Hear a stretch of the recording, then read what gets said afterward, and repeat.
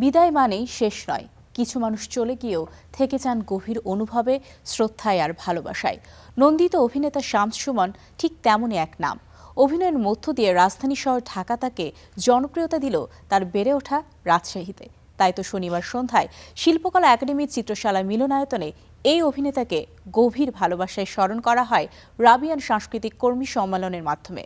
কবিতা আর অশ্রু সজল স্মৃতিচারণে আপনজনেরা ফিরে দেখেন এই অভিনেতার বর্ণিল অধ্যায়ের দিকে। জীবনের সুতো ছিন্ন করে বিদায় নিয়েছেন তিনি। তাই তো তাকে ঘিরে এখন বোনা হচ্ছে স্মৃতির ডালায় বেদনার যত মালা। দৃশ্যপটে যেন জীবন্ত হয়ে আছেন নন্দিত অভিনেতা শামস সুমন। তবু ভেজে চোখ, এভাবেই বেঁচে থাকা, এ নিয়েই শোক। মচমচে কান্না যেন পুনরায় গাছের ডালে সবুজ ফ্রক পরে প্লে গ্রুপ খোকুনের মতো ছোটাছুটি করতে চায় বসন্ত বাতাসে। রাজশাহী বিশ্ববিদ্যালয়ের সংস্কৃতি অঙ্গনে আবৃত্তি সংগঠন শননের সূত্র ধরে যার পথ চলা, সেই শামস সুমনকে স্মরণ করতে শনিবার সন্ধ্যায় শিল্পকলা একাডেমির চিত্রশালা মিলনায়তনে একত্র হন রাবিয়ান সাংস্কৃতিক কর্মী সম্মেলনের সদস্যরা। কবিতায় আর কথামালায় চলে সুমন বন্দনা। সুমন ভাই এত দারুণ দারুণ কবিতা পড়তো। আমি যখন ইন্টারমিডিয়েট, তখন থেকেই মূলত সুমন ভাইয়ের সাথে আমার রাজশাহী আবৃত্তি পরিষদে, উনি ফাউন্ডার মেম্বার ছিলেন, পদ্মরঙ্গা মঞ্চে স্মরণ করতেন। তা আমি সুমন ভাইকে খুব ফলো করতাম, আপন ভাইকে পেলাম।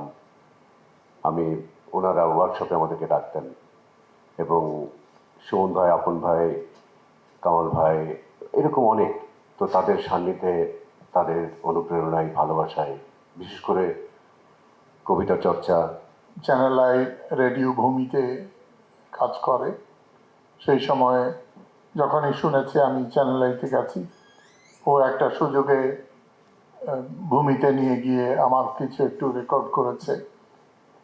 এবং সবচেয়ে ভালো লাগতো যে খুবই বিনয়ী, গুণী এবং নিভৃতচারী। অকাল প্রয়াত এই অভিনেতার চলে যাওয়ার সঙ্গে গভীর অভিমানের যোগসূত্র দেখছেন অভিনেতা আজাদ আবুল কালাম। সম্পর্কের গভীরতা তুলে ধরতে গিয়ে তিনি বলেন, সুমন রাজশাহীর কথা বললেও চিন্তায় ও মননে তিনি ছিলেন আন্তর্জাতিক মানের। আমার মনে হয়েছে সাংগঠনিক কাজের ক্ষেত্রে আমার ঘাড়ে একটা হাত দেওয়ার মানুষ চলে গেল। তার কিন্তু অনেক অভিমান ছিল, কখনো বলতো না, হুটহাট দু একবার বলে ফেলত। সুমন ভাই প্রতি আমার এবং আমার মতো আমাদের সহকর্মীদের বিশ্বাস, ভালোবাসা।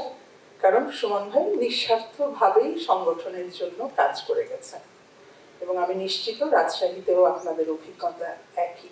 কামাল ভাইয়ের কথা ধরেই আমি বলতে চাই, সুমন ভাইয়ের মতো আমোদে মানুষ। 59 বছরের জীবনে পর্দায় আর বাস্তবে সম্পর্কের যে বুনন গেঁথে গেছেন শামস সুমন, তাতেই তিনি স্মরণীয় হয়ে থাকবেন দীর্ঘকাল, এমনটাই প্রত্যাশা সকলের।